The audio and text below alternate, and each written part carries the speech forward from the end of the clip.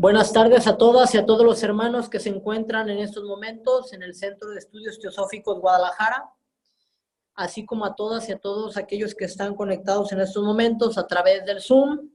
El día de hoy, domingo 3 de noviembre del año en curso, continuando con nuestro programa de estudios de este curso del cuerpo causal y el ego. En esta sesión número 22 estudiaremos y comentaremos el capítulo 33, denominado el ego o alma y la mónada o espíritu.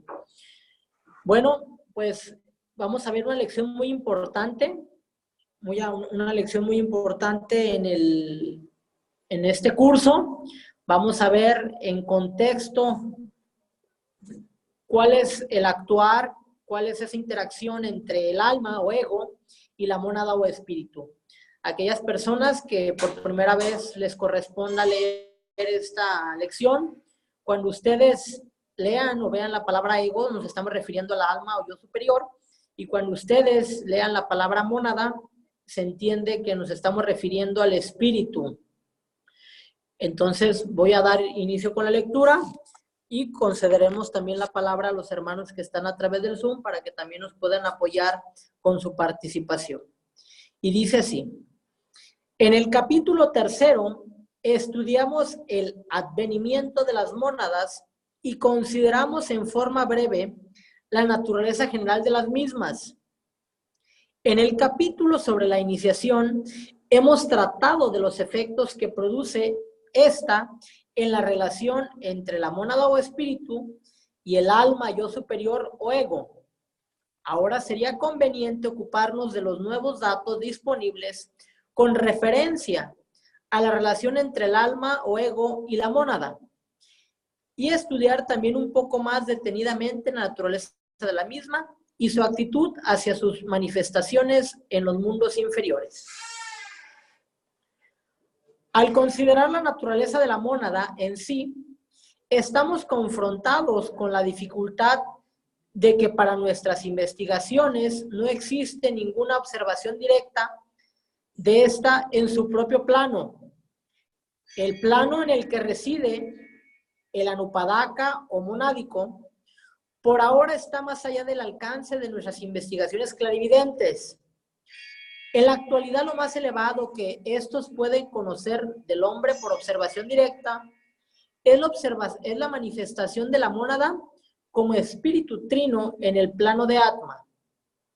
En esta etapa, aún mismo e incomprensible, puesto que sus tres aspectos son muy distintos y aparentemente separados, y no obstante son todos básicamente uno e iguales.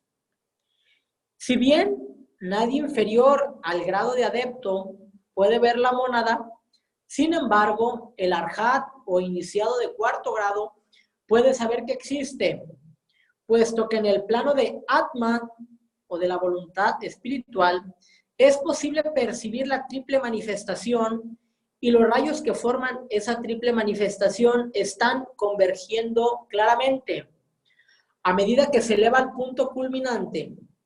Así se ve que tendrán que unificarse, aunque no se llega a distinguir la unión misma. En otra oportunidad nos hemos referido a la posibilidad de enfocar la conciencia en el nivel más elevado del cuerpo causal, siguiendo la línea que une al ego o alma con la mónada o espíritu, y mediante esta visión darnos cuenta de la identidad con la deidad. Quizás la forma menos errónea en la que podemos imaginarnos la verdadera naturaleza de la mónada o espíritu sería pensar en ella como parte de Dios, parte, sin embargo, empero, de aquello que es indivisible, aunque infortunadamente esta es una paradoja para el intelecto finito. No obstante, encierra una verdad eterna mucho más allá de nuestra comprensión, porque cada mónada, mientras está envuelta en los velos de la materia, es literalmente parte de Dios, separada en apariencia y temporalmente, aunque en realidad está por un solo instante verdaderamente apartada de él. No puede estar nunca alejado de Dios, puesto que la materia misma en la que se vela es también una manifestación de lo divino. Si bien para nosotros la materia parece cosa mala, porque nos agobia, entorpece nuestras facultades y nos detiene en el camino, con todo es solo así porque no nos damos cuenta de que también es divina en su esencia, dado que no existe más que Dios. Es error pensar en la mónada o espíritu como algo muy lejano, porque está muy próxima a nosotros. Es nuestro verdadero yo, la raíz misma de nuestro ser, la sola y única realidad. Pese a que esté oculta, inmanifestada, envuelta en el silencio y la oscuridad, nuestra conciencia es, no obstante, la expresión limitada de ese yo, el Dios manifestado en nuestros cuerpos, que son las vestimentas del mismo. La mónada o espíritu ha sido descrita en varias formas tales como el hombre eterno, un fragmento de la vida de Dios hecho a la imagen de él, una chispa en el fuego divino, el Dios oculto como fue conocida a los egipcios. Ella es el Dios en nosotros, nuestro Dios personal, el verdadero yo, un fragmento de lo eterno, el verdadero y único yo permanente en el hombre. Las mónadas o espíritus también han sido descritas como centros de fuerza en el logos.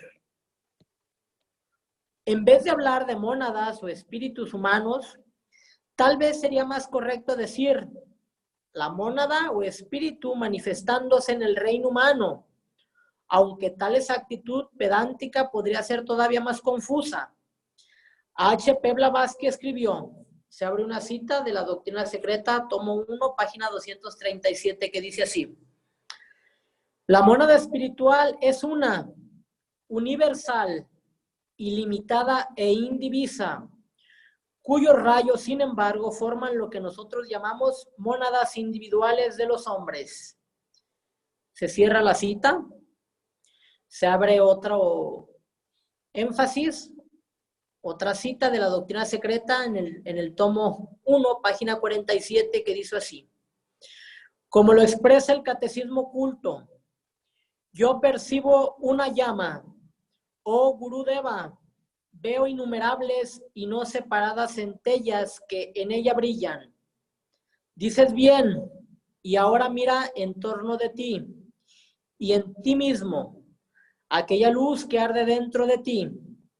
¿La sientes de alguna manera diferente de la luz que brilla en tus hermanos los hombres? No, es en modo alguno diferente. Aunque el prisionero es mantenido en cautiverio por el karma, y aunque sus vestiduras exteriores engañen al ignorante al decir, tu alma y mi alma. Se cierra la cita. Para tomar una analogía del plano físico, reconocemos que la electricidad es una en todo el mundo, y aunque puede estar activa en esta máquina o en aquella, no tiene el dueño de alguna de estas el derecho exclusivo a dicha electricidad, ni puede reclamarla como su propiedad.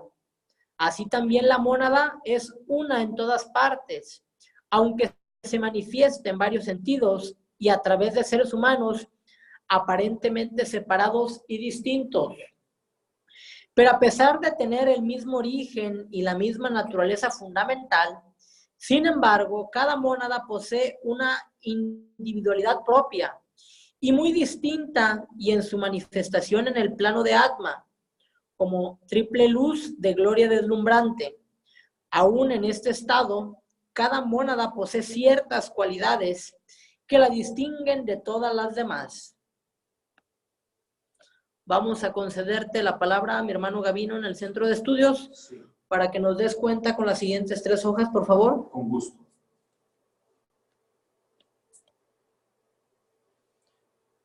La conciencia de la mónada en su propio plano es completa, pero si bien en su propio mundo comparte el conocimiento divino, en el mundo inferior y en todos sentidos es inconsciente. No puede alcanzar en forma alguna los planos inferiores de la vida, por ser la materia en estos de un carácter no sujeto a sus influencias. Ella que ha estado en unión con todo en torno suyo, si fuera precipitada en materia más densa, se encontraría completamente aislada, como si estuviera en el vacío del espacio, inconsciente de todos los impactos y contactos de la materia. A pesar de esto, en ella está todo, por virtud de la vida, una que comparte, pero tiene que manifestarse. Por eso hablamos de hacer que la conciencia latente se despierte a la vida. Todo está en la mónada literalmente, todo conocimiento divino, pero en evidenciar esto de manera que ella lo pueda conocer, está toda la obra de la evolución. Esta es la razón, relata en forma interesante, la aparición y evolución de las mónadas. Al observar el mundo, dice él, ve a nuestro Señor, el sol, expresado en innumerables soles. Cada mónada es un sol en miniatura. El sol divino lanza soles chispeantes, cargados con todos sus atributos. Comienza el proceso de la evolución. Y estas chispas interrumpen en color arcoíris con corazones solares o centros. Cada átomo de luz es un átomo de divinidad inconsciente, cumpliendo lenta pero decididamente la voluntad del sol, para que llegue éste a desarrollarse en divinidad autoconsciente. Cada átomo es un sol inconsciente y llegará a ser un sol autoconsciente. Una intervención. Nos brincamos este párrafo. Esta es la razón. Ajá. Esta es la razón de su viaje evolutivo, de descenso y luego de ascenso. Es con el propósito de adquirir este conocimiento, de subyugar la materia completamente como vehículo, hasta que la mónada responda en cada plano a las vibraciones de materia externa similar y sea capaz de exteriorizar modos de conciencia que reaccionan a dichas expresiones, permitiéndole darse cuenta de las mismas. El obispo Arundale relata en forma interesante la aparición y evolución de las mónadas. Al observar el mundo, dice él, ve a nuestro Señor, el sol expresado en innumerables soles. Cada mónada es un sol en miniatura. El sol divino lanza soles chispeantes cargados con todos sus atributos. Comienza el proceso de la evolución y estas chispas interrumpen en color arcoíris. Irrumpen en color arcoíris con corazones solares o centros. Cada átomo de luz es un átomo de divinidad inconsciente, cumpliendo lenta pero decididamente la voluntad de Dios, para que llegue éste a desarrollarse en divinidad autoconsciente. Cada átomo es un sol inconsciente y llegará a ser un sol autoconsciente. Gracias, Dios. Al comenzar la manifestación, la mónada es arrojada dentro de la materia para proponer e impulsar la evolución. Véase la doctrina secreta en su capítulo 5, tomo 5. Tomo 5, página 130. Ella es la causa principal de toda evolución, la fuerza impulsora en la raíz de todas las cosas. Esto explica la misteriosa presión que tanto preocupa a la ciencia ortodoxa, la razón por la que las cosas avanzan, cuál es la fuerza que produce la evolución, qué es lo que origina toda la variedad que encontramos en el mundo y la tendencia a variar que está siempre presente.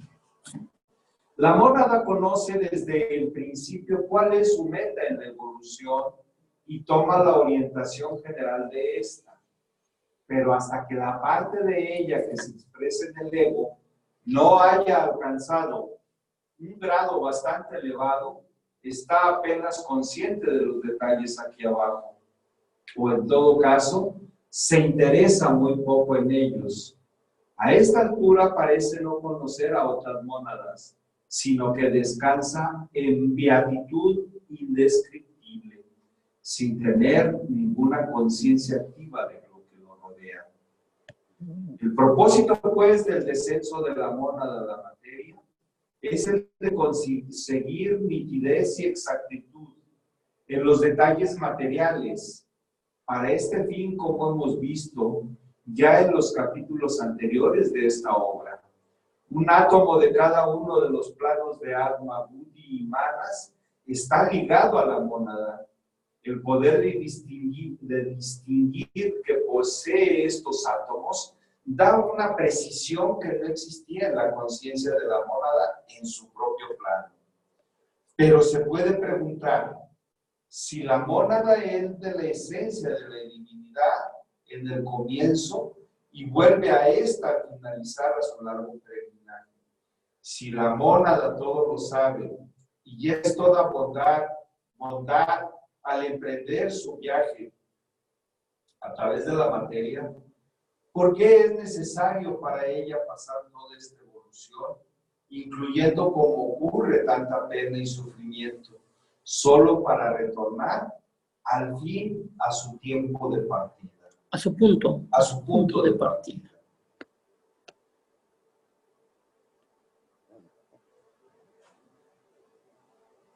La pregunta está basada en un falso concepto de los hechos. Cuando lo que llamamos la mónada humana salió de lo divino, en realidad no era una mónada humana, menos aún una mónada perfectamente sabia y buena. Vuelve finalmente bajo la forma de millones de poderosos adeptos, cada uno en condiciones de desarrollarse en un logos. Al igual del hombre, que no puede nadar al ser arrojado al agua profunda, está a la merced de esta, pero finalmente aprende a nadar y a moverse libremente. Así también sucede con la mónada. Al término de su peregrinaje de inmersión en la materia, estará libre del sistema solar. Podrá funcionar en cualquier parte de este, crear a voluntad y moverse a gusto. Todo poder que desarrolle mediante la materia más densa lo retiene para siempre y bajo todas las condiciones. Lo implícito se ha convertido en explícito, lo potencial en actual. Es su propia voluntad la de venir a vivir en todas las esferas y no en una sola, lo que la atrae a la manifestación. Porque la mónada al principio no había individualización desarrollada, era sencillamente una masa de esencia monádica. La diferencia entre su condición al exteriorizarse y la de regresar es exactamente análoga a la que existe entre una gran masa de materia luminosa y el sistema solar que se formará eventualmente de ella. La núbula es indispensablemente bella y en cierto sentido inútil. El sol formado de ella por evolución paulatina infunde vida, calor y luz en muchos mundos y en los habitantes de estos. O podemos tomar otra analogía. El cuerpo humano está compuesta de millones de diminutas partículas y algunas de estas son arrojadas constantemente al exterior de dicho cuerpo. Supongamos que fuera posible para cada una de estas partículas pasar por una especie de evolución, por medio de la cual y con el tiempo llegaría a convertirse en un ser humano. No diríamos entonces que por haber sido en cierto sentido humano en los comienzos de dicha evolución, por consiguiente, no habría logrado nada al terminarla. De igual manera, la esencia monádica aparece como mera emanación de fuerza, si bien es fuerza divina. Muy bien, muchas gracias, mi hermano Gavino Berumen. Vamos a concederte la palabra, mi hermano Enrique Guzmán, para que nos des cuenta, por favor, con la lectura de las siguientes 3 hojas, por favor. Adelante. Sí, gracias. A ver. A ver, adelante, mi hermano. Ahí está. El advenimiento y curso evolutivo de la mónada se puede comparar a la aparición del largo día de Brahma, del Saguna Brahma, Sachida Nanda, la divina triplicidad. Este acto de manifestación cósmica se ha reproducido en nuestro sistema solar por medio del logo solar y también por la mónada, que es un fragmento de logos. Cuando termina la evolución humana, ella se reabsorbe nuevamente y comienza la evolución superhumana. Mientras que la mónada en su propio mundo está casi sin limitaciones, a lo menos en lo que concierne nuestro sistema solar, no obstante, en toda etapa de su descenso a la materia, no solo se vela cada vez más en la ilusión, sino que en la realidad pierde sus poderes. Si podemos suponer que en el comienzo de la evolución la mónada puede moverse y ver una infinidad de direcciones en este espacio que llamamos dimensiones, entonces en cada paso de descenso separa una de estas hasta que para la conciencia del cerebro físico quedan solo 3 de ellas. Así, por medio de la involución en la materia, la mónada está separada del conocimiento del todo, salvo parte minúscula de los mundos que la rodean. Además, lo que le rodea se percibe en forma imperfecta para los que pueden entrenarse en apreciar más de 3 dimensiones. Existe un excelente método para llegar a cierta... A ver, para llegar...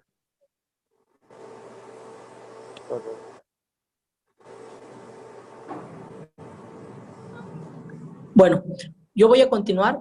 Existe un excelente método para llegar a cierta comprensión de lo que parece la conciencia en los planos más allá del físico y lo que abarca este. Aunque al mismo tiempo tal método de acercamiento hace sentir la inutilidad de toda esperanza de llegar a comprender a la mónada en toda su plenitud, puesto que ella está elevada por muchos planos y dimensiones más allá del punto de donde estamos tratando de considerarla. Se puede decir con corrección, de todos los sacrificios y limitaciones originados por el descenso a la materia, que estos traen consigo sufrimiento, pero el ego los emprende gozosamente en cuanto se da cuenta cabal de la situación. No tiene el ego la perfección de la mónada y por esto no comprende muy bien. Al principio tiene que aprender. Te vamos a conceder la palabra a mi hermana Lupita para que nos ayudes con una hoja, por favor, de lectura. Adelante, mi hermana Lupita.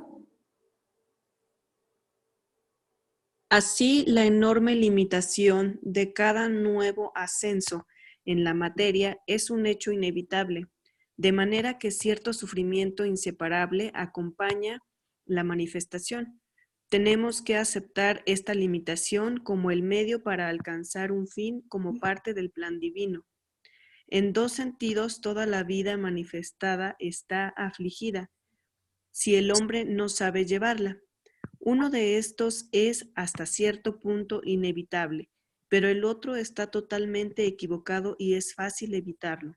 Como hemos dicho, para la mónada, que es el verdadero espíritu del hombre, toda la vida manifestada es dolor, solamente porque está en una limitación, de la cual nosotros en nuestro cerebro no podemos ni siquiera concebir, por no tener idea alguna de la gloriosa libertad de la vida superior.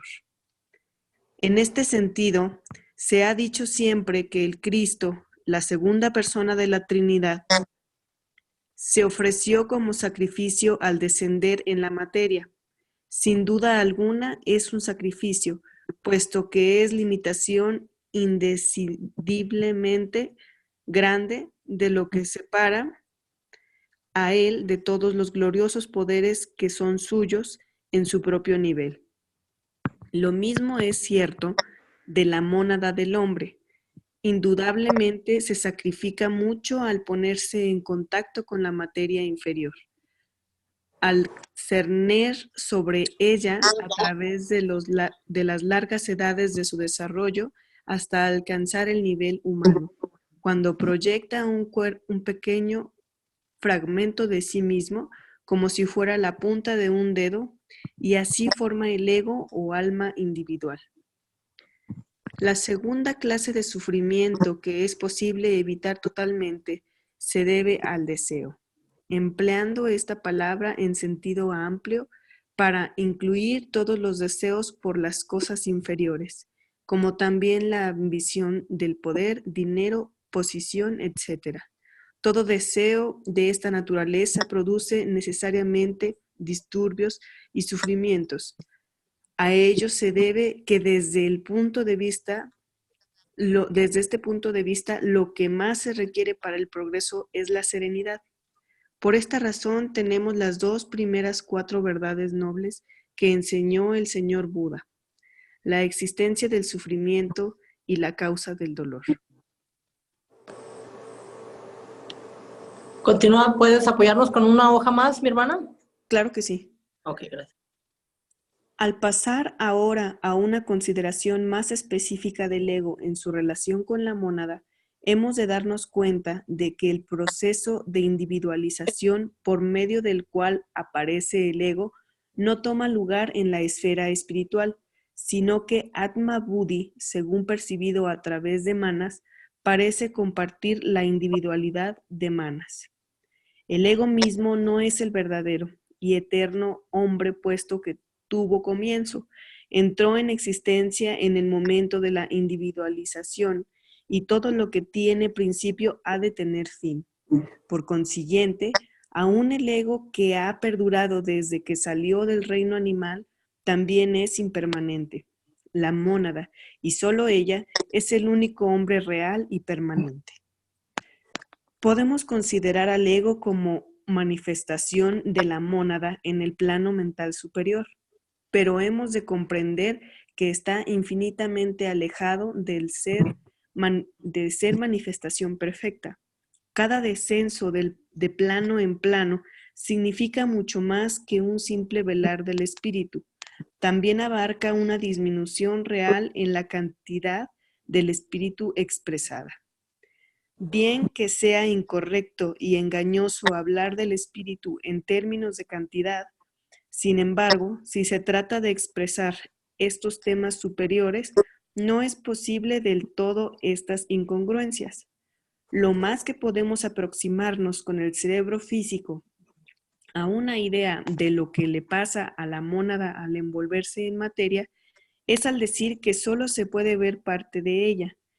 Aún esa parte se muestra en 3 aspectos distintos, en lugar de la esplendorosa totalidad que es realmente su propio mundo.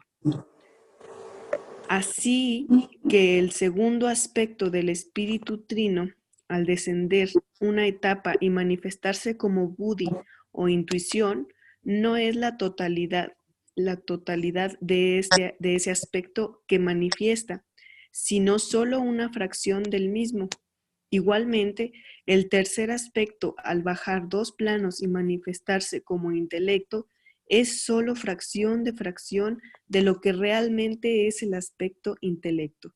Por consiguiente, el ego no es una manifestación velada de la mónada completa, sino la de una fracción ínfima de ella. Ínfima de ella.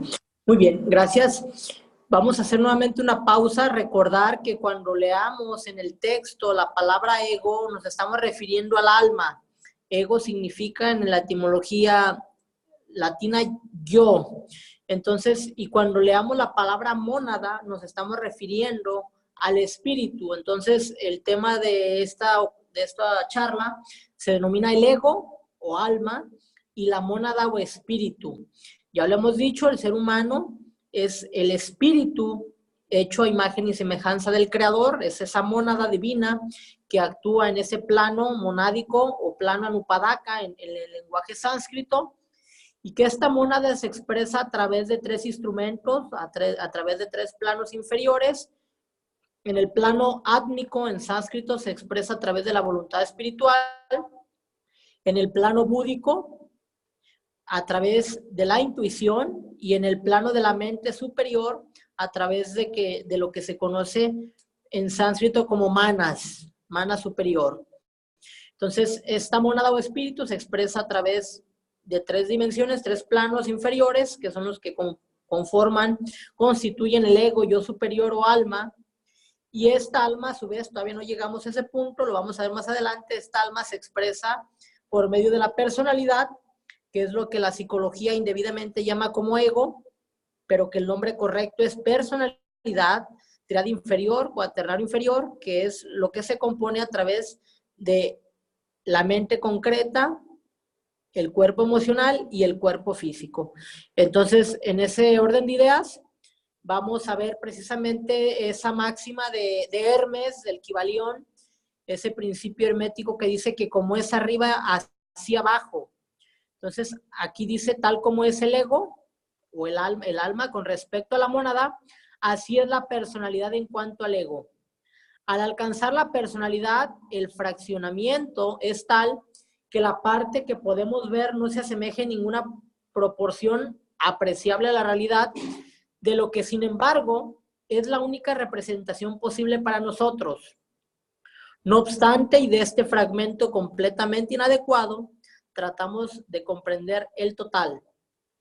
Nuestra dificultad cuando tratamos de comprender la mónada o espíritu es de la misma naturaleza, pero en mucho mayor grado que la que encontramos cuando intentábamos comprender al ego o alma.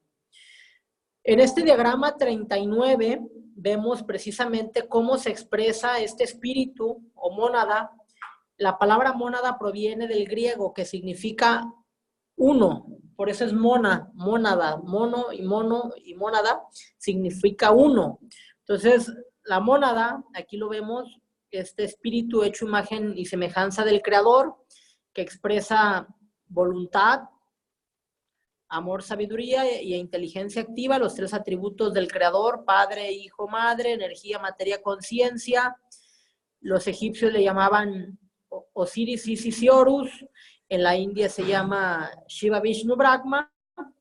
Entonces, en la religión católica cristiana se denomina Padre, Hijo, Espíritu Santo, o Padre, Madre, Hijo.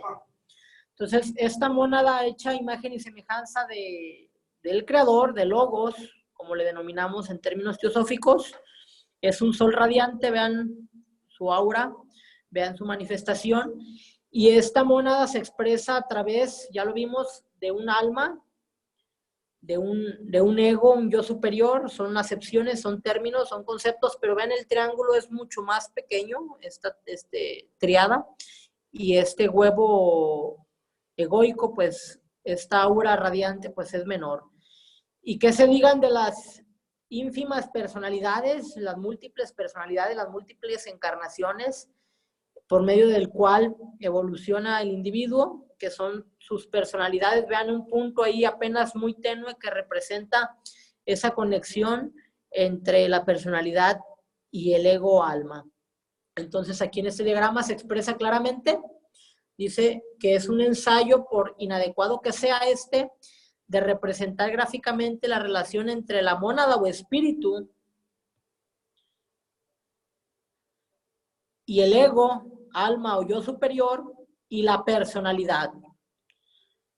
La mónada o espíritu ha sido comparada con la llama, el ego o alma o triple espíritu con el fuego, y la personalidad con el combustible. La correspondencia entre la mónada o espíritu con su relación con el ego o alma y la de esta con respecto a la personalidad se puede ampliar algo más. Como el alma o ego es triple, así también lo es la mónada o espíritu. Los 3 constituyentes de esta existen en los 3 primeros planos de nuestro sistema, a saber, el plano adi o divino, el plano monádico o anupadaka y el plano de la voluntad espiritual o plano átmico. Bueno, vamos a concederte la palabra nuevamente, mi hermano Enrique Guzmán, a ver si nos puedes ayudar con la lectura de esta hoja. Adelante. Tienes la palabra, mi hermano Enrique. este plano, la mónada toma para sí una manifestación que llamamos la mónada en su vestidura o a veces el triple atma o espíritu trino. Este es para la mónada lo que el cuerpo causal es para el ego. De la misma manera que el ego toma 3 cuerpos inferiores, mental, astral y físico, el primero de los cuales, el mental, está en la parte inferior de su propio plano y el inferior, el físico, 2 planos más abajo. Así la mónada, considerándola como triple alma o espíritu, toma 3 manifestaciones inferiores, Atma, Buddhi y Manas. La primera de las cuales está en la parte inferior de su propio plano y las 2 inferiores, 2 planos más abajo de este. Se verá así que el cuerpo causal es para la mónada lo que el cuerpo físico es para el ego. Si vemos el ego como el alma del cuerpo físico, podemos a su vez considerar a la mónada como el alma del ego, puesto que de la misma manera que el cuerpo causal toma la personalidad, todo lo que sea útil para ayudarle en su crecimiento, así el cuerpo causal, mediante su lado interno o superior, pasa al tercer aspecto del Atma, la esencia de todas las experiencias que pueden haber penetrado en él. Lo que se vierte así en el aspecto manásico de Atma lo habilita para actuar sin el cuerpo causal, es decir, sin un vehículo permanente que lo limita. Esto explica el fenómeno del perecimiento del cuerpo causal, o sea, la individualidad, con la que ya nos hemos ocupado en el capítulo 31, la iniciación. El diagrama 40 40 es una tentativa de ilustrar estas correspondencias y las relaciones algo complejas. Gracias. Ok, vamos a ver entonces estas relaciones. Ya habíamos nosotros expresado en otros textos que la mónada o espíritu, que es esta, es la manifestación de imagen y semejanza del Creador. Esto es voluntad, esto es amor, sabiduría, esto es inteligencia activa. Esta mónada se expresa a través de 3 vehículos. El primero es átmico o atma o voluntad espiritual en su plano. El segundo vehículo es buddhi o intuición en su plano. Y el tercero es manas. Entonces, atma, buddhi, manas, esta triple relación es lo que se conoce como el ego divino, el yo superior. La voluntad de la mónada se expresa en atma. El amor, sabiduría de la mónada se expresa en buddhi. Y la inteligencia o actividad de la mónada se expresa en la mente. Esas es las correlaciones de los 3 vehículos de la mónada con el alma. Pero se dice que el alma también tiene una correlación con 3 vehículos. El cuerpo físico, el cuerpo emocional y el cuerpo mental. Se dice que Atma se expresa en el cuerpo físico, Buddhi en el cuerpo emocional y Manas en el cuerpo mental. Esos son los reflejos, son los 2 reflejos. La mónada se refleja en el alma en la personalidad. Pero ahora vamos a ver, de acuerdo a este diagrama, esas relaciones. Vean, por ejemplo, la mónada, el nivel más bajo en el que se expresa, más bajo, es a través de manas, es lo más bajo. Aquí está el triple atma. Y este triple atma, este triple aspecto de la mónada, expresado esos 3 atributos que ya dijimos. Atma, aquí está, ese átomo permanente átmico. Buddhi, o intuición, y manas. Entonces, ahí estamos viendo cómo para la mónada lo más denso que se expresa es precisamente en la mente superior. Pero ahora vamos a ver precisamente ahora esa relación del ego o alma ahora con la personalidad. Entonces, este ego o alma, nuevamente este triple ego en su cuerpo causal, ese triple aspecto, lo más denso que se expresa este ego alma es el cuerpo físico. Por eso nosotros hemos bien representado que el hexagrama representa esa unión entre el alma y la personalidad. El triángulo superior o con el delta hacia arriba representa el alma. Esto es Atma, Buddhi y Manas, o voluntad espiritual, intuición y mente. Este triángulo superior que representa a la mónada y al alma se expresa en la personalidad o en el delta inferior. Ese delta inferior, dijimos, como esta es la voluntad, si nosotros reflejamos esa voluntad que es Atma, en la personalidad se expresa en el cuerpo físico. Buddhi o intuición, el amor puro, la razón pura, se expresa en el cuerpo emocional o astral. Y la mente, que es la actividad, la mente superior, se expresa en la reflejos. Por eso se dice que como es abajo es arriba, y como es arriba es abajo, y como es adentro es afuera.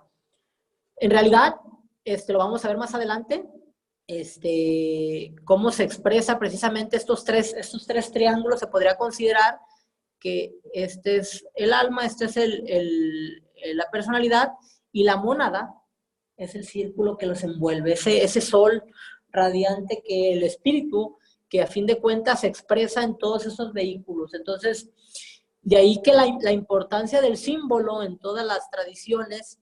Por eso se habla que el hexagrama no es el signo de David, ni tampoco es la representación de la tradición hebraica ni judía.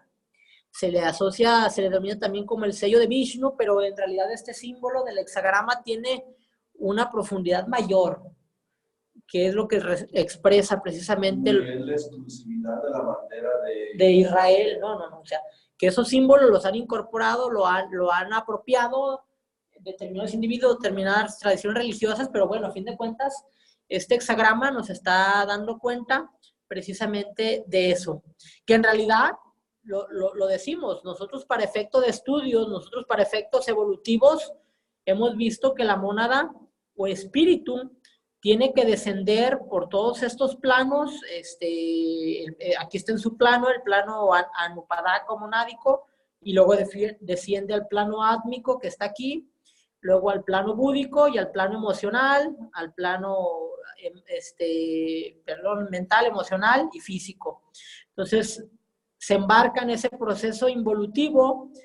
Ahí es una esencia monádica, es mónada pura, va pasando por todos los reinos, y al llegar al nadir, pues comienza su retorno al cenit a través de estos planos y todas esas experiencias. Entonces, por eso se habla que la mónada no solamente es una mónada humana, que en realidad la mónada es precisamente ese espíritu puro que tiene que pasar en un proceso involutivo. Ya lo pasamos nosotros por los reinos elementales, mineral, vegetal, animal, humano. Nosotros tenemos que pasar al siguiente reino, al reino del alma, por llamarle así, al reino y después finalizar nuestra evolución, al menos en este sistema solar, al regresar como a la mónada, nuestra conciencia con todo ese cúmulo de experiencias. Bueno, entonces, ¿hasta aquí hay alguna duda, mis hermanos? ¿Alguna aportación, comentario? ¿Alguien quiera hacer algún comentario al respecto? Mi hermano Pedro, Cristóbal. Yo tengo una duda. Ok, mi hermano Cristóbal. Vemos entonces estos tres aspectos, ¿no? La mónada, el ego que es este yo consciente que tengo, en el cual tiene tres vehículos de manifestación: el cuerpo causal, el cuerpo mental, perdón, el cuerpo astral y el cuerpo físico. Entonces, este cuerpo causal, que es la mente abstracta o la fuente, digamos así, de las ideas, ¿no? Los ideales y de todo esto que es abstracto, que es sintético, ¿no? Que mueve en sí mismo más bien que sublima, digamos así, del plano de las ideas hacia la mente concreta, ¿no? Por ejemplo, un triángulo, ¿no? Un triángulo es una simple idea, pero cuando yo lo manifiesto en lo concreto, es cuando ya involucra la mente concreta. Y bueno, entonces aquí la pregunta más que nada es, ¿esta mónada entonces somos inconscientes de ella? La personalidad, sí, completamente. Mi personalidad. Lo que más puede concebir a la mónada es la mente. La mente, ahí. aquí es. Por eso dice que por eso la actividad, si nosotros queremos expresar nuestra mónada, nuestra vida actual, regida por la personalidad, es a través de nuestra mente. Por eso ese es el campo más denso que puede manifestarse. Pero ya lo dijimos, pero eso es para la mónada, pero para el alma precisamente, el alma sí plenamente se puede expresar en el cuerpo físico, vean. O sea, para el ego alma, él sí claramente se puede expresar en el cuerpo físico. Entonces, un individuo puede expresar plenamente su alma. ¿Cómo se logra? Pues a través de las iniciaciones, que en cada iniciación se dice que nosotros vamos siendo completamente conscientes en un plano o dominar completamente un cuerpo. Por eso se dice que la primera iniciación se domina el plano físico y el cuerpo físico a la perfección, con todos sus 7 subplanos. En la segunda iniciación se conocen todos los misterios del plano astral, se domina todo el cuerpo astral, todos los seres que habitan en él. En la tercera iniciación, llamada la transfiguración, se domina la mente concreta. Y en la cuarta iniciación, en el Arhat, es cuando se domina la mente superior.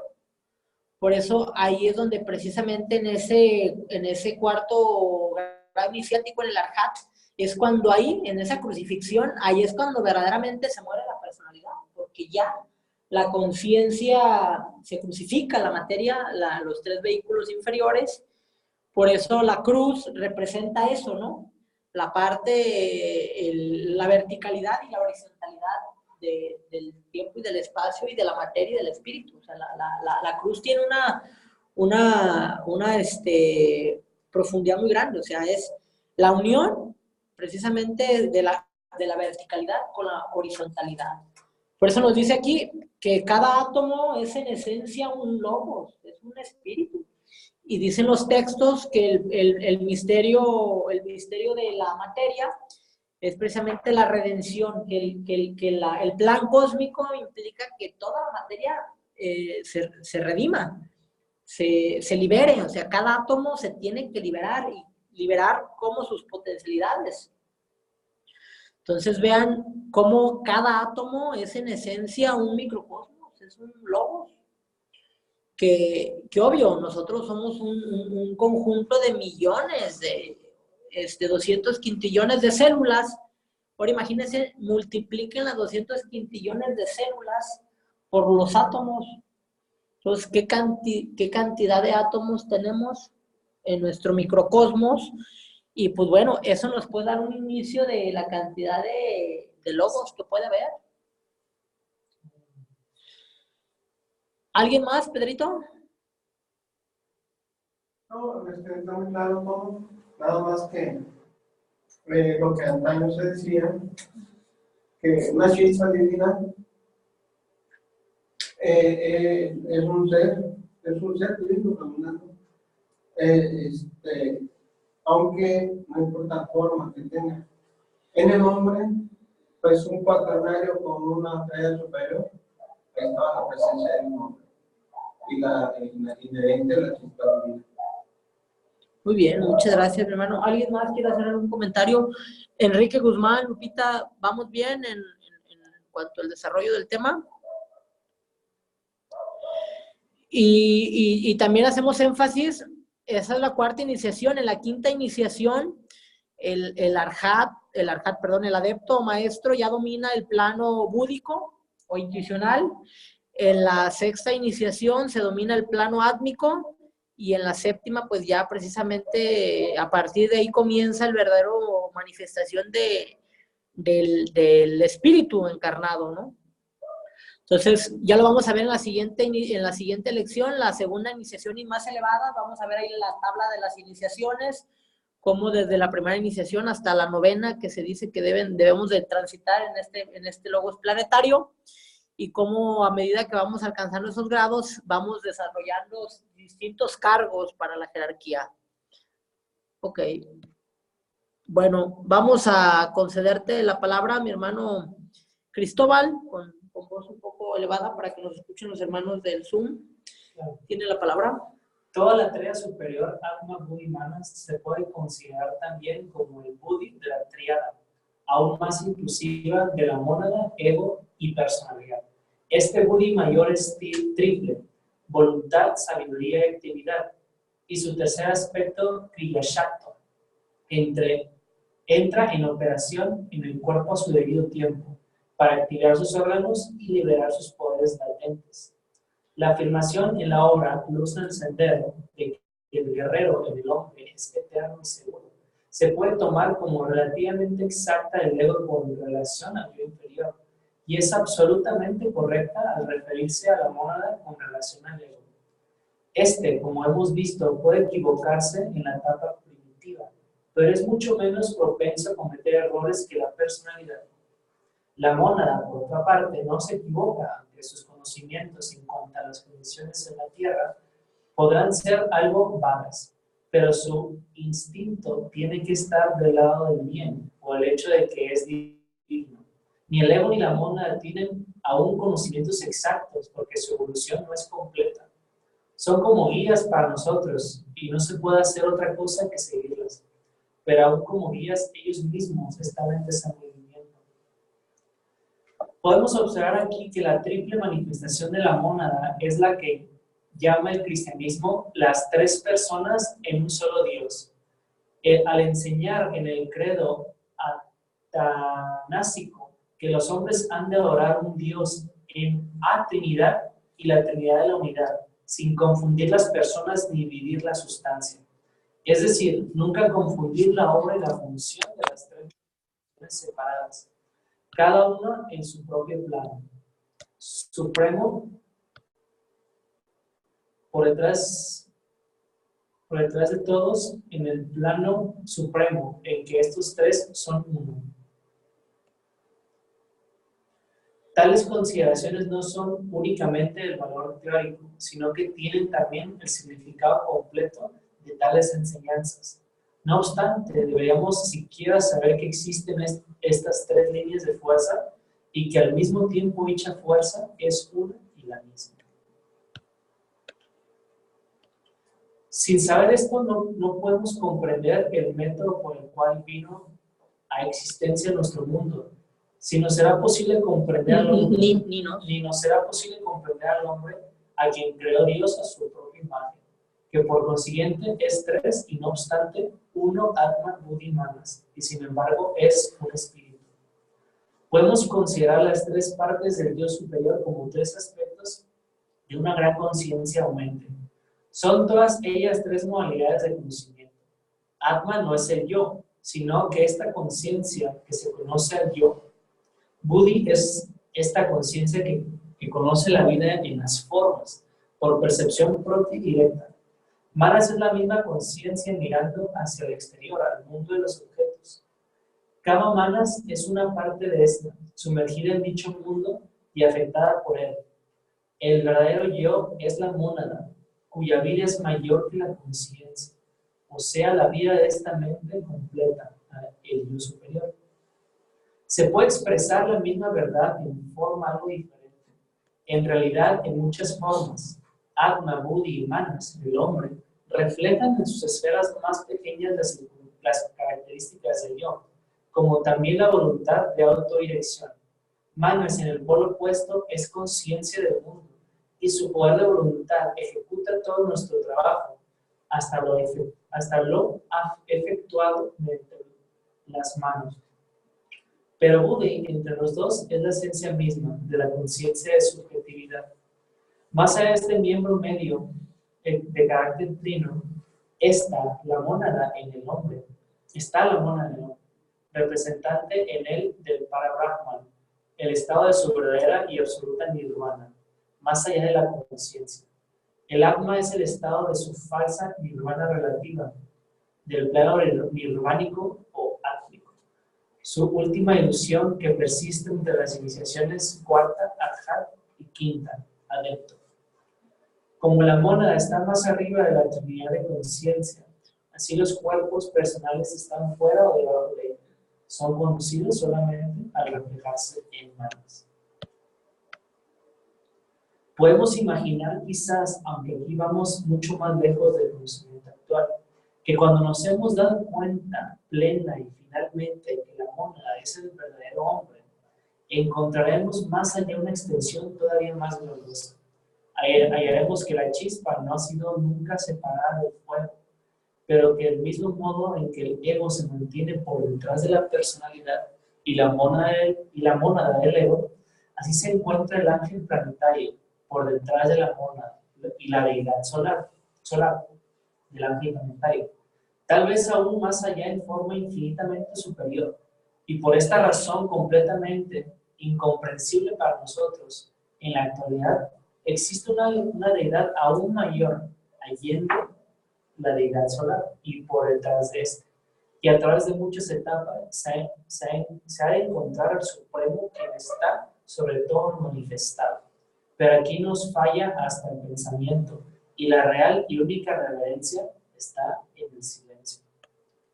Como es natural en el hombre de promedio, la mónada está poco en comunicación con el ego y la personalidad inferior, aunque ambos son, sin embargo, de cierta forma, expresiones de ella, del mismo modo que para la personalidad, el aprender a expresar más cabalmente al ego es evolucionar. Así también lo es para el ego el aprender a expresar a la mónada con mayor plenitud. Y el ego con el tiempo aprende a controlar y a dominar la personalidad, de la misma manera que la mónada a su vez aprende a dominar al ego. Diagrama 41 es una ilustración tosca de la relación entre la mónada, el ego y la personalidad, y las etapas por medio de las cuales estos tres llegan paulatinamente a entrar en mutuo contacto. Gracias. Ok, este diagrama 41 nos muestra esta relación entre la mónada o espíritu, el ego o alma y la personalidad.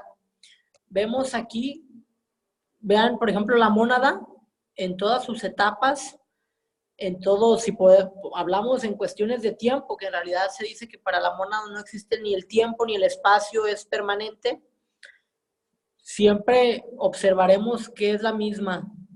Lo único que se llena pues es de experiencia, pero en esencia ha sido y seguirá siendo la misma.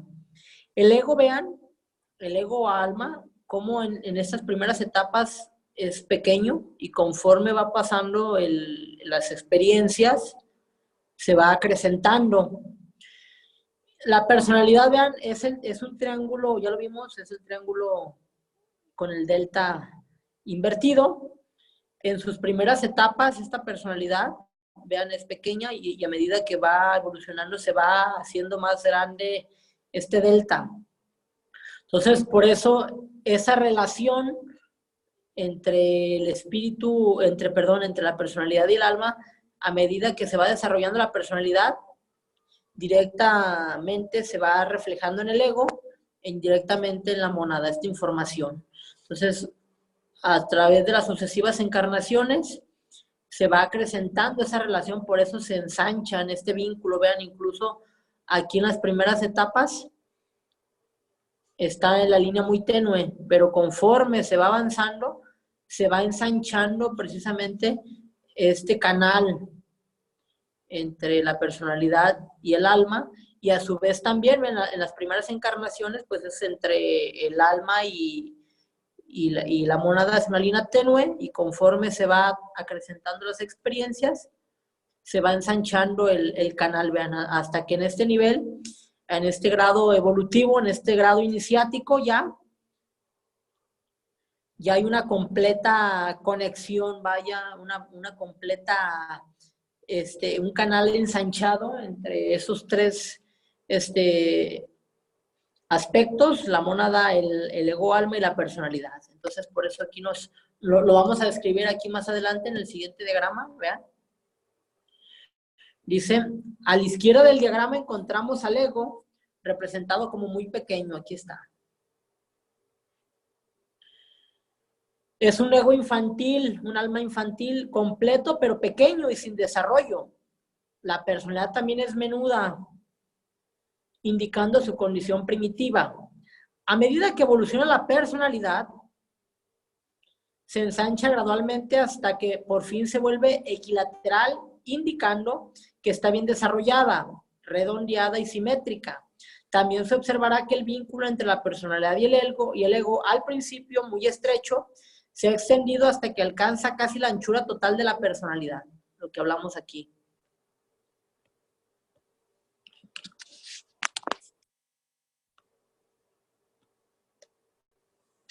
Dice, mientras ha transcurrido esto, el ego se ha ido aumentando simultáneamente en tamaño y el canal entre él y la mónada también se ha ensanchado. Así, a mano derecha, aquí ya vemos a mano derecha, el diagrama tenemos un canal fuerte y ancho entre la mónada y el ego. Estando este último en estado de desarrollo, ejerciendo pleno control sobre la personalidad, simétricamente evolucionada, mediante un vínculo amplio y bien desarrollado. Lo que ya expresamos aquí está ya completamente bien desarrollado. Finalmente llegará la hora en que la mónada y el ego o alma se volverán uno, como ocurrió con la personalidad y el ego. Esta es la unificación del eso con la mónada, y al lograr esto, el hombre habrá alcanzado el objeto de su descenso en la materia. Se habrá convertido en superhombre, en adepto. ¿Hay alguna duda relacionada a este diagrama? Es muy explícito, ¿verdad? Enrique, ¿hay alguna duda respecto a este diagrama? ¿Todo bien? Bueno. Aquí estamos viendo en este diagrama, vean,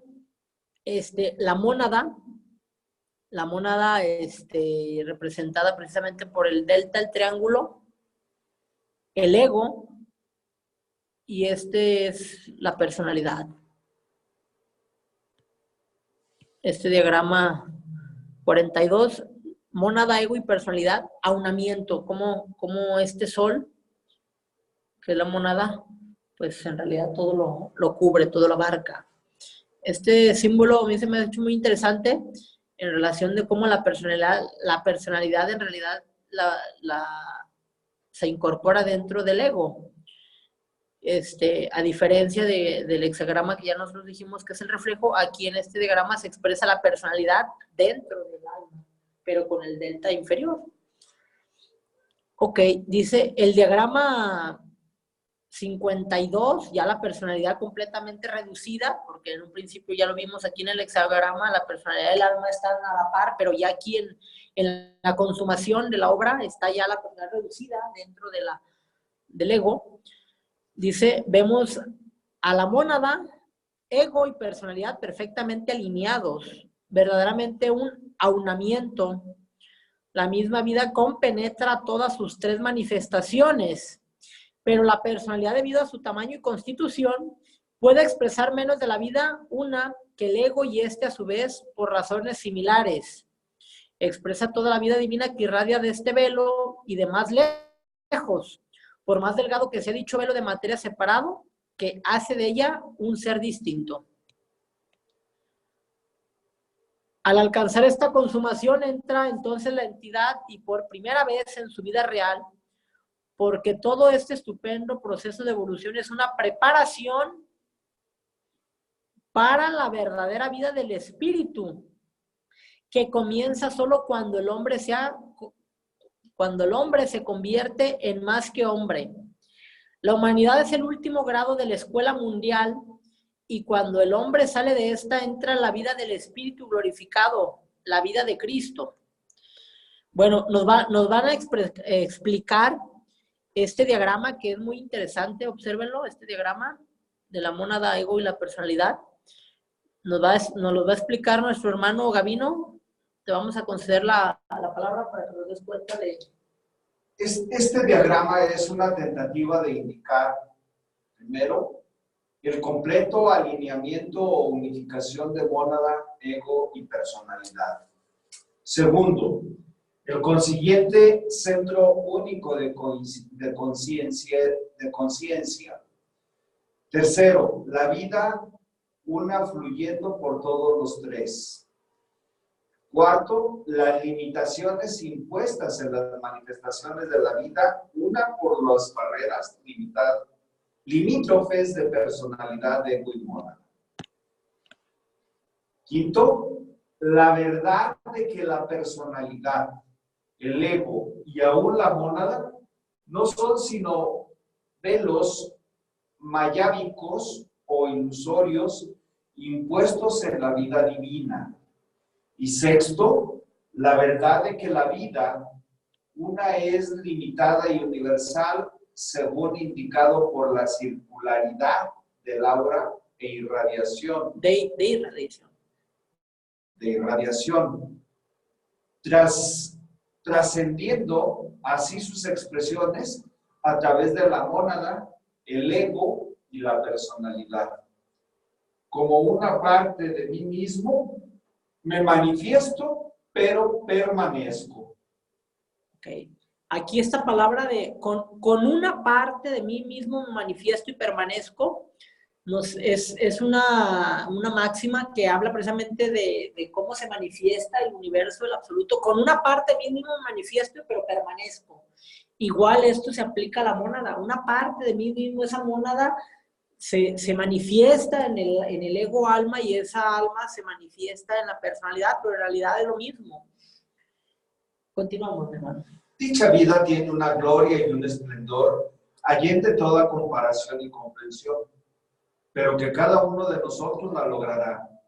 Es una certeza absoluta de la que no podríamos escapar aún si quisiéramos. Si actuamos en forma egoísta, si nos erguimos en contra de la corriente de la evolución, podemos retardar nuestro progreso, pero a la larga no nos será posible impedirlo.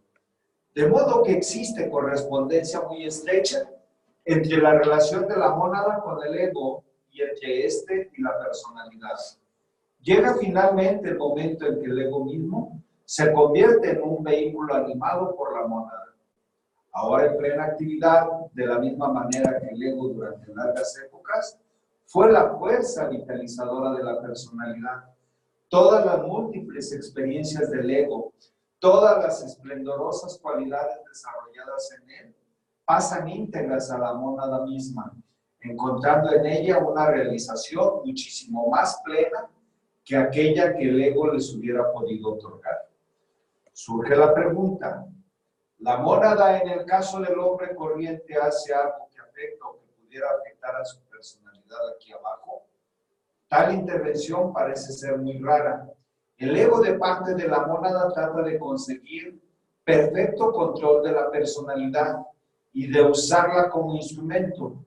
Pero como este objeto aún no está del todo realizado, la mónada puede muy bien sentir que aún no ha llegado la hora para intervenir desde su propio nivel y de hacer valer toda su fuerza, cuando la que está ya en acción es más que suficiente para el propósito requerido. Pero en cuanto el ego está ya en acción y a punto de lograr el éxito en su esfuerzo de dominar a sus vehículos, entonces sí interviene a veces la mónada. En el curso de investigar las vidas de unos miles de individuos, solo se encontraron trazos de tal intervención en unos cuantos de ellos.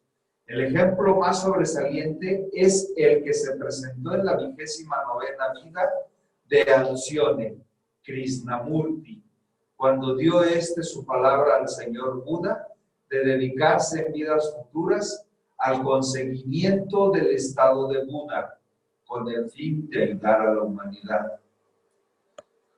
Como esta era una promesa para un futuro muy lejano, era evidente que la personalidad mediante la cual fue dada no podía de manera alguna cumplirla. La investigación reveló que el ego mismo, aunque henchido de entusiasmo por la idea, fue impelido por una fuerza interior más poderosa que no hubiera podido resistir aún si hubiera querido hacerlo.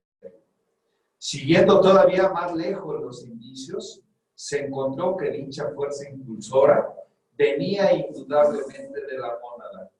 Ella había decidido y registrado su decisión, la voluntad de la misma, actuando por medio del ego, claramente no tendría dificultad alguna en armonizar todas las futuras personalidades con su gran intención.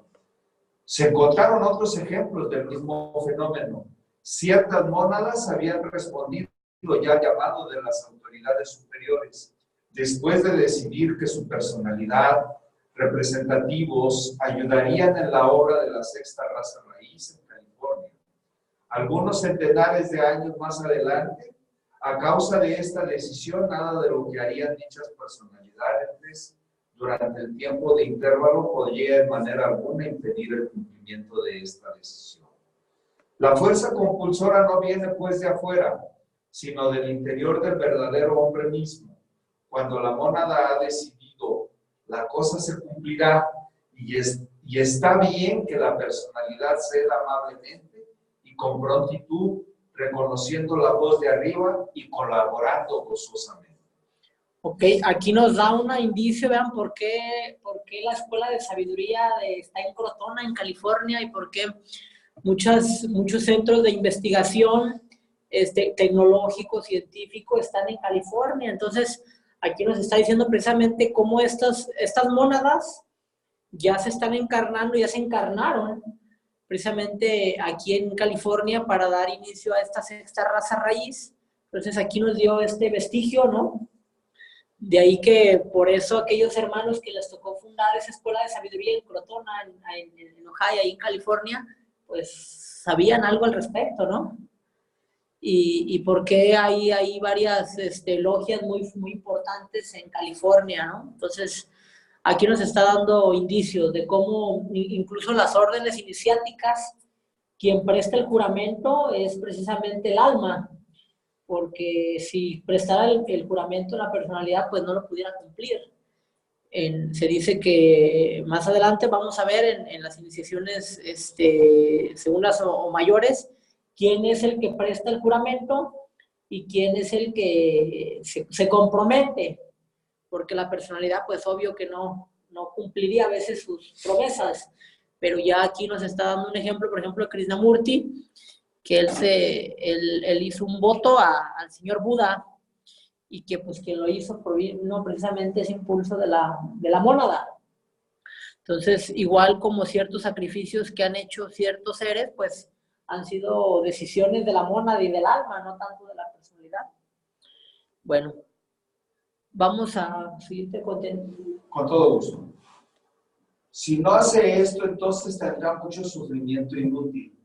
Es siempre el hombre mismo que hace esto y tiene que darse cuenta en la personalidad que el ego es el mismo y por ahora tiene que aceptar como verdad que la mónada es él en grado mayor, la última y mayor expresión de él. Lo que se conoce como la gran compañía de servidores nos proporciona otros ejemplos. Los servidores son una categoría aparte a los cuales las mónadas parecen estar ligadas ad initio, y no importa cuánto tiempo les pueda tomar a estos para expresarse en la conciencia exterior. En cierto sentido es una especie de predestinación, habiéndolo resuelto la mónada.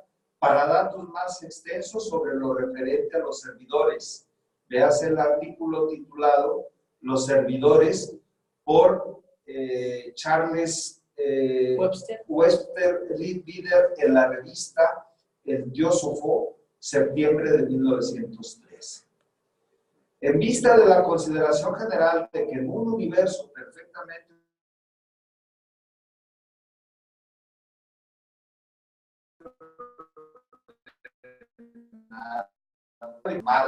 fuera en cierta forma predeterminado por la mónada misma o para ella, con el propósito de prepararla para cualquier parte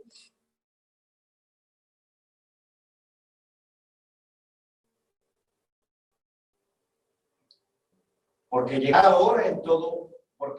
la hora en todos seremos parte del gran hombre celestial, no como mito o símbolo poético en absoluto, sino como hecho vivido y actual, que ciertos investigadores ellos mismos han constatado, Dicho cuerpo celestial consta de muchos miembros, cada uno de estos tiene su propia función para cumplir, y las células vivientes que han de formar parte de ellos necesitan experiencias muy diversas para prepararlos.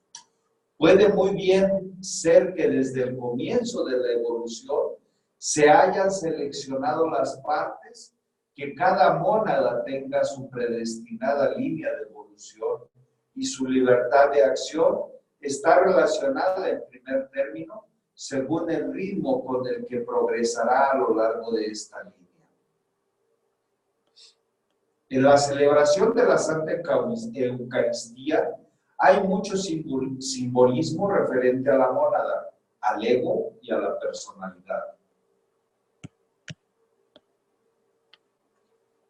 Vamos a, perdón que interrumpa, Vamos a ver a continuación algo muy interesante que el autor nos ha preparado, precisamente los ha dejado para el final,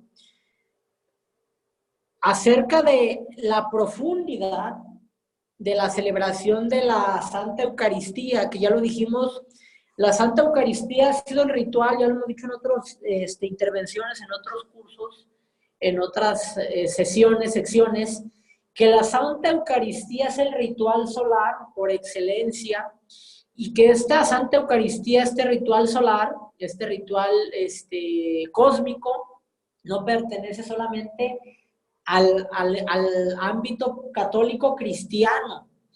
Esta Santa Eucaristía, este ritual en el que se expresa el triángulo, el cuadro y el círculo, las tres figuras arquetípicas que representan el universo, es precisamente esto.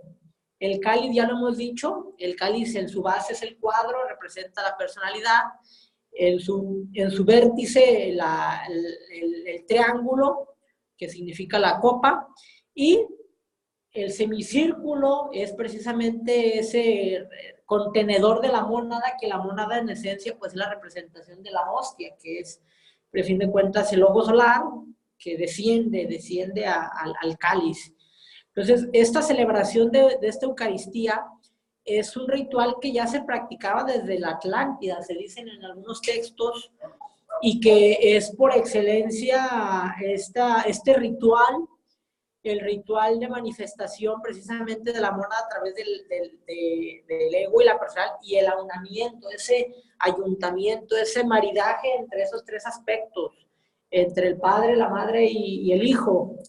Entonces, pongan atención porque ahorita va a describir a detalle Powell este ritual. Muy bien. Dice, hablando brevemente, dice, en primer lugar, de las tres personas de la Trinidad, la hostia representa a Dios, a Logos, el Padre, como también la deidad entera e indivisible. El vino representa al Hijo, cuya vida es vertida en el cáliz en forma material. El agua representa a Dios, el Espíritu Santo, la Madre, el Espíritu que se cernía sobre la faz de las aguas y que, no obstante, es al mismo tiempo él mismo simbolizado por el agua. Entonces, aquí estamos viendo precisamente hostia, vino y agua. La representación de los tres aspectos: hostia, el Padre; vino, el Hijo; agua, la Madre o Espíritu Santo. Hablando luego de la deidad en el hombre, la hostia representa a la mónada, la totalidad, la causa invisible de todo. La patena, que es la charolita que impide que se caiga la hostia, significa el triple atma o espíritu a través del cual actúa la mónada sobre la materia. El vino indica la individualidad vertida en el cáliz del cuerpo causal. El agua representa la personalidad que está tan íntimamente mezclada con ella. Pasando el efecto de la comunión en el comunicante, la fuerza de la hostia es esencialmente monádica y actúa muy potentemente sobre lo que en el hombre representa la acción directa de la mónada. La fuerza del cáliz es más de la del ego-alma, El vino tiene una fuerza muy potente sobre los niveles astrales superiores y el agua irradia hasta vibraciones etéricas. Cuando el sacerdote hace las 3 cruces con la hostia sobre el cáliz, pone voluntad fuerte en que la influencia desde el nivel monádico descienda al ego alma en triple manifestación de Atma, Buddhi, Manas. Y luego al hacer las 2 cruces entre el cáliz y su propio pecho, atrae esa influencia en sus propios cuerpos mental y astral, de manera que a través de él puede irradiar esta plenamente sobre la gente. Esto simboliza las etapas anteriores de la evolución en las que la mónada se cierne sobre sus manifestaciones inferiores, actuando sobre ellos pero sin tocarlas. Así el sacerdote sostiene la hostia sobre el cáliz, pero no toca nunca una con el otro hasta que no llegue el momento señalado. Cuando el sacerdote deja caer el fragmento de la hostia en el cáliz, denota con esto el descenso de un rayo de la mónada en el ego. O sea, solamente una parte, no la hace descender toda, la corta y hace descender una parte de la mónada en el cáliz. Obvio, en el momento se dice que cuando se hace el ritual, en el ritual atlante, se hacía ese proceso de transubstanciación, en el cual en ese momento, en el ritual atlante, dicen que la hostia, estos iniciales hacían flotar, y en el momento cumbre irradiaba como un sol hacia todas las direcciones, ¿no? Eso es lo que se hacía en la Atlántida, esa Eucaristía con esos iniciados que la hacían flotar, flotaba. Ahora el sacerdote tiene que sostener la hostia, pero en aquel entonces esta representación era una verdadera representación mágica que no dudo que se practique aún en los ashrams de la jerarquía, pero esta Eucaristía que nosotros conocemos como reminiscencia, pues es esa representación. Y bueno, para facilitar la memorización de este sistema de los símbolos, se ha incluido este diagrama 43, que es el simbolismo de la Santa Eucaristía. Bueno, pues con eso nos lo reservó al final Powell. Ya lo hemos hablado esto en lecciones anteriores. Esto que se leyó muy probablemente es obra de Leadbeater, en el texto de El misterio de los sacramentos. Él describe detalle cómo todos estos sacramentos tienen una connotación esotérica y que también, por ejemplo, en los trabajos masónicos, también Leadbeater a detalle nos dice el por qué y el para qué, ¿no? De ahí que Blavatsky pues no se equivocara en escribir su obra el ritual en el cristianismo y la masonería, que dice que en efecto pues es un ritual solar, es un ritual que representa el Aleph y el Tau, el alfa y el omega, el principio y el fin del logos y del hombre. Bueno, pues con esta representación de la Eucaristía damos por concluido la fase teórica. Vamos a conceder el uso de la palabra a los hermanos del centro de estudio que desean hacer uso de la palabra. ¿Es concedida la palabra a los hermanos de aquí del centro de estudios? Yo solamente tengo Nuestro hermano Cristóbal la solicita, ¿le es concedida? Una aportación. Pues sí, realmente lo máximo que podemos aspirar es a poder tocar esa alma, ¿no? Que el alma sea plenamente, que la personalidad también sea completamente controlada por el alma y a la vez pues la mónada, que sea su vehículo, ¿no? Porque como dice que la mónada es el verdadero hombre, o la verdadera manifestación de estos planos, porque pues todo es un todo en realidad, o sea, todos estos planos que podemos dividir en realidad están interconectados y son uno en esencia. Entonces, básicamente lo que nos lleva a este peregrinaje a través de la materia, a través de los reinos, es a poder alcanzar o tocar esta alma y eventualmente la mónada, que sea la expresión, ¿no? Que sea un círculo completo, que se toque, ahora sí que desde arriba hacia abajo y otra vez en su camino el retorno, ¿no? Que es lo que la evolución nos va a permitir hacer a través de las encarnaciones. Entonces yo lo que puedo compartir, lo que yo creo que es lo más sensato a través de esta lección que nos deja, es el reconocer eso, que lo que podemos hacer es purificar este medio de contacto con los reinos superiores, que es a través de la purificación, que bien lo hacían en las escuelas de misterio, por ejemplo, desde la escuela pitagórica, en el que se purificaban sus vehículos para que puedan darle una entrada mayor, un ensanchamiento de estos planos superiores donde se encuentra el alma, que debe tener un medio de expresión mediante la personalidad.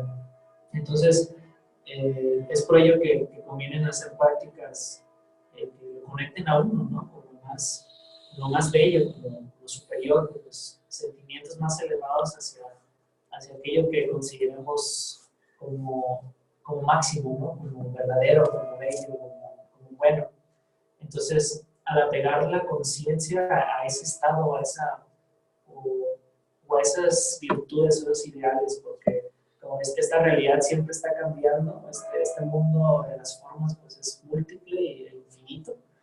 Entonces, si nos identificamos con pues eventualmente vamos a sufrir, porque podemos verlo del lado materialista o de esto únicamente reducirlo a las experiencias que tenemos, pues eventualmente vamos a darnos cuenta de lo impermanente que es todo, ¿no? Y cómo identificarnos nuestros vehículos con esos estados excelsos de conciencia. Poco a poco podemos nosotros, al medio de la purificación y de ser conscientes de estos planos donde tenemos conciencia, de manera inmediata, que es el plano físico, el plano emocional y el plano mental, para que poco a poco podamos vislumbrar esos planos superiores, ¿no? Donde mora el alma y la monada. Es cuanto, hermano. Gracias, gracias. ¿Alguien más que desee hacer una intervención, un corolario, un resumen, una aportación en torno a esta lección? Nada más que me dejó un gratísimo sabor de boca esto, porque como siempre está implícito en lo que de alguna manera nuestra cultura religiosa nos trata de significar con esta Santa Eucaristía, y que no se le da la debida interpretación, el común denominador, sino hasta que no encontramos estos por qué y para qué es espantoso. Gracias. Sí, en efecto, estos misterios pues están reservados al sacerdocio, a la corte eclesiástica.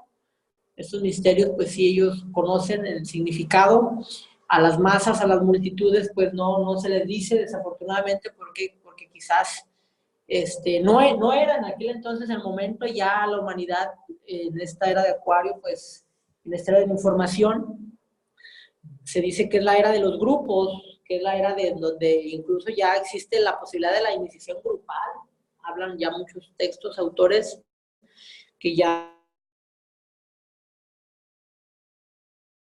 mientras la iniciación en los antiguos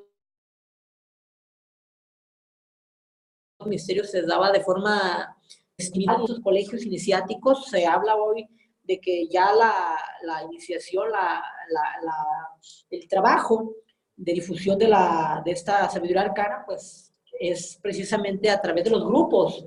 De ahí la importancia que desde 1500, 1600 empezamos a ver la aparición en el globo de diversas escuelas de carácter iniciático, el movimiento fundado por Christian Rosenkraus, el movimiento Rosacruz fue el primero de ellos, la masonería, el movimiento, previo a la masonería fue el primer movimiento Rosacruz, el movimiento templario, el movimiento masónico, fundado los tres por el maestro Saint Germain.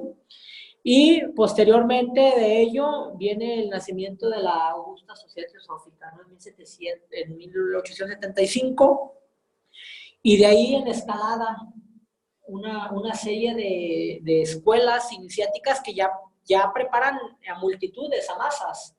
Ya la educación, estos misterios arcanos no se reservan a individuos, sino que ya es el momento de que salga. Dijera un pasaje de la Biblia que es el momento en que se predique hasta en los tejados, dice, ¿no? Sí, así textualmente dice que todos conocerán a Dios y lo podrán ver hasta en los tejados, ¿no? O sea, por eso esta divulgación de la enseñanza esotérica, que pues todavía estas órdenes, Rosacruz, Templaria y Masónica, reservaron. Ya nuestra fundadora Blavatsky tuvo la encomienda de que no, ya es el momento de que salga a la luz, que se le quite el velo a Isis. Esos primeros misterios que se abren en Egipto, los misterios de Isis, ya quiten el primer velo para que la humanidad empiece poco a poco a despertar esas facultades mentales y con el tiempo pues desarrolle las otras facultades superiores del alma. Entonces, pues claro que vamos a tener en estos tiempos esta resignificación de la Santa Eucaristía, que repito, es un misterio, es un ritual solar, es un misterio eminentemente, una representación como la representación de Cristo, es una representación cósmica, solar y planetaria. Como es abajo es arriba, como es adentro es afuera, ya lo dijimos. Entonces, es el mismo ritual, el ritual masónico, el ritual cristiano, el ritual llevado a cabo por todas las civilizaciones, templos solares, templos consagrados al universo, representaciones del cosmos y el drama del sacrificio solar. Que ahí está. Basta con estudiar las religiones y todas estas grandes civilizaciones, el mismo misterio, el mismo drama, la misma saga, la misma odisea representada por diferentes personajes en diferentes épocas y en diferentes espacios. Y siempre trinitarios. Dios Padre, Dios Hijo, Dios Espíritu Santo. Trinitarios, Padre, Madre, Hijo, y energía, materia, conciencia, Satchidananda, todas estas representaciones, ¿no? Entonces, 3 grados, 3 estados de conciencia, 3 estados de vida, nacimiento, vida y muerte, que por ejemplo los pitagóricos, ellos señalaban 4 grados, ¿no? Para los pitagóricos, ellos eran 4 grados, era neófito, purificado, perfecto y epifánio, le llamaban ellos, ¿no? Que ellos llaman 4 estados de conciencia, que en efecto pues, son los 4 grandes civilizaciones hasta la Hat, los 4 estadios de la naturaleza, primavera, verano, otoño, invierno. Entonces, pero bueno, a fin de cuentas, se habla precisamente de que el 4 es el número sagrado de la Tierra, el 4 estaciones, aquí se habla de 4 elementos primordiales, que aunque en realidad todos sabemos que son 7, hay los platónicos llamaban al quinto, pues, el éter, pero en realidad los teólogos sabemos que son 7 elementos, pero en la mayor parte de las tradiciones se hace mención de 4. Por eso, porque en realidad la cruz, las 4 direcciones, las 4 estaciones, los 4 puntos cardinales, los 4 elementos. Entonces, de ahí que el número 4 tenga mucho significado y se haya sido venerado, porque se dice que es el número sagrado de la Tierra, el 4. Pero bueno, todo esto lo podemos nosotros consultar en otras obras, y sin velo, en los textos de Leadbeater, en los textos de otros autores, como el ritual, como la magia ceremonial, es en efecto la representación de la manifestación del cosmos. Un ritual, una ceremonia, estamos emulando, estamos representando una odisea cósmica dramatizada por los individuos, ¿no? El macrocosmos expresado por el microcosmos a través del ritual de la ceremonia. Bueno, ¿alguien más quiere hacer alusión a algún concepto? Pedrito, Enrique. No, ya está muy interesante eso. Estaba pensando, a nivel cósmico, el núcleo todo cuerpo cósmico pues es un centro de fuego. Pues estaba pensando yo ahorita en el núcleo del hombre, esa chispa divina, ese núcleo interno que una vez que ha dejado de ser aprisionado, luce todo su esplendor. Y ahorita estaba pensando en almas humanas, quienes ya andan ahora sí husmeando y queriendo alcanzar lo que es la mente superior, ya sin el principio camásico, pues ya esos ya están puliendo esa chispa divina y ya emiten esa luminiscencia, ya pueden conducirse con su propia luz. Ya ha pasado ese calvario que es de Guatemala. Sí, en efecto, se dice que son 3 soles los que hablamos, volviendo al tema del 3 soles, el sol cósmico, el sol del sistema y el sol planetario. 3 fuegos que están presentes en el hombre, Kundalini en el chakra base, el prana en el que se expresa en el corazón y Fuat pues en la corona, ¿no? Entonces, ¿cómo vemos esas 3 representaciones? La luz, el amor y el poder, ¿no? En la gran invocación nosotros estamos invocando esas 3 energías desde el punto de luz, refiriéndonos a la madre, desde el punto de amor, refiriéndonos al hijo, desde el centro de la voluntad, refiriéndonos al padre, ¿no? Entonces, ahí están esos 3 soles, y el primero que se tiene que despertar es Kundalini. El siguiente sol que se tiene que despertar es prana, precisamente en el corazón, la representación del segundo aspecto del hijo.